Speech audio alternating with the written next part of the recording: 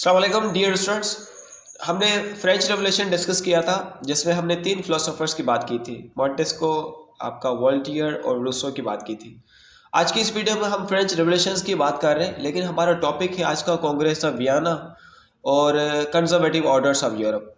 इसमें मैं आपको थोड़ा ओवरव्यू दे देता हूँ, लेकिन इसका डिटेल जो टॉपिक है वो हमारे जो आज आपने अब कम्युनिटी लिस्ट में आज जाकर देख सकते हैं कि पेड कोर्स मैंने लॉन्च किया है। ठीक है, तो इसकी डिटेल वीडियोस अब उस पेड कोर्स में अपलोड होगी। ओवरव्यू मैं आपको दे दूंगा, और जिनको डिटेल में देखना है, जिनको डिटेल में पढ़ना है, तो आप वहाँ पर आके मुझसे लेक्चर्स ले सकते हैं। ठीक है, आपको स्लाइड भी मिल जाएगी, आपको हैंड रिटन नोट्स भी मिल जाएंगे, और इसके अलावा आपको वीडियोस लेक्चर भी मिल जाएंगे। ठीक है, तो हम शुरू करते हैं कांग्रेस ऑफ वियना के हवाले से। सबसे पहले कांग्रेस की अगर हम बात करें कि कांग्रेस का मतलब क्या है। कांग्रेस का मतलब है कि फॉर्मल मीटिंग्स की। ठीक है, एक फॉर्मल मीटिंग्स होती हैं, मतलब एक मीटिंग नहीं होती, मीटिंग्स होती हैं, प्लूरल की बात कर रहा हूँ। ठीक है, तो डेलीगेट्स होते हैं, मतलब डिप्लोमेट्स होते हैं, डिप्लोमेट्स जो कि डिफरेंट कंट्रीज़ के होते हैं, जो कि अपनी कंट्रीज़ को रिप्रेजेंट करते हैं, उनको हम कहते हैं रिप्रेजेंट। ठीक है, तो डिफरेंट डिप्लोमेट्स के दरमियान मीटिंग्स होती हैं, और वो ज़्यादातर जो पॉलिटिकल पार्टी से होते हैं, कुछ लोग ट्रेड यूनियन से होते हैं, मतलब इन तरह के लोग आके आप आपस में बैठते हैं और कुछ इश्यूज़ पे बात करते रहते हैं। ठीक है, फॉर्मल मीटिंग बार बार होती रहती है। तो कांग्रेस का मतलब ये होता है कि मीटिंग एक बार नहीं होती, बार बार होती रहती है। तो वियना की बात करें तो वियना ऑस्ट्रिया का कैपिटल है, और ऑस्ट्रिया यूरोपियन कंट्री है। ठीक है, और यहाँ पे मोनार्क्स थी, और यहाँ पे अच्छा उस वक्त तो मोनार्क हुआ करती थी, सबको पता है। तो मोनार्क्स होती थी यूरोप की।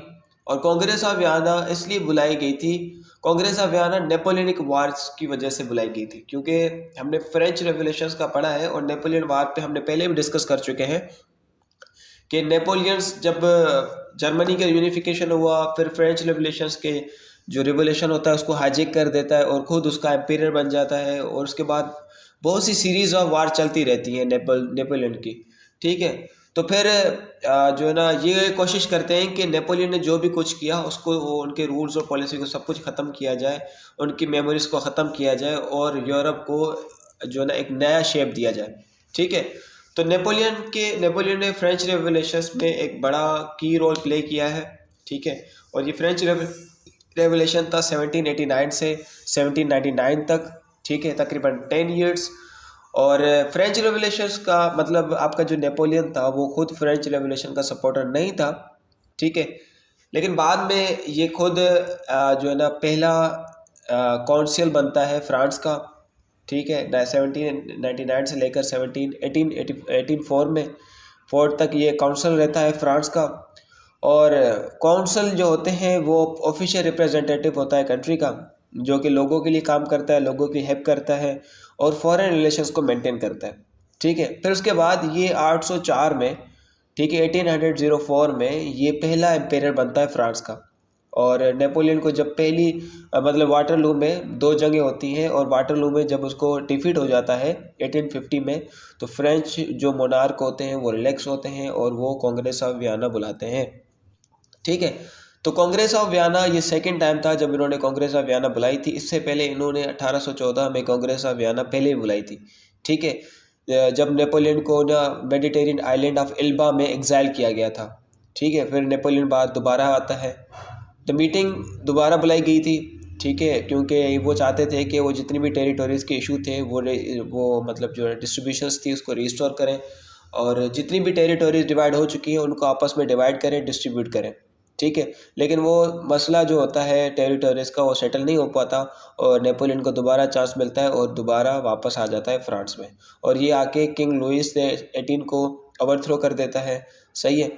अच्छा, ये जो मसला था वो चाहते थे कि जितनी भी टेरिटोरीज हैं वो आपस में डिवाइड कर दें, ये जो मोनार्क थे। ठीक है, नेपोलियन के जाने के बाद, लेकिन ये उनका आपस में मसला हो जाता है टेरिटोरीज के दरमियान। सही है, मतलब किस तरह से टेरिटोरी कौन रखेगा, कौन सी टेरिटोरी कौन रखेगा, तो इनका मसला हो जाता है, तो नेपोलियन ये फ़ायदा उठाता है, दोबारा आ जाता है।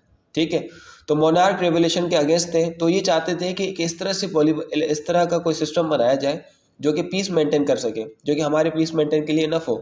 ठीक है, पॉलिटिकल टर्मोइल को सेटल करने के लिए हमारे लिए इनफ हो। ठीक है, तो इस तरह का एक सिस्टम बनाना चाहते थे, एक पॉलिसी बनाना चाहते थे। तो कांग्रेस ऑफ वियना जो थी, कांग्रेस की डिप्लोमेट्स की मीटिंग थी, ठीक है। और ये डिप्लोमेट्स थे ऑल ओवर यूरोप से थे, और उनका जो मेन पर्पस था वो पॉलिटिकल और टेरिटोरियल जो क्वेश्चंस थे उनको रिजोल्व करना चाहते थे, उनको सेटल करना चाहते थे, जो कि नेपोलियन की वॉर्स ने अराइज किए थे वो क्वेश्चंस, ठीक है। तो ये थोड़ा ओवरव्यू था नेपोलियन की वॉर्स और कांग्रेस ऑफ वियना का। इसका डिटेल टॉपिक आपको मेरे पेड कोर्सेज में मिल जाएगा 1 जनवरी के बाद।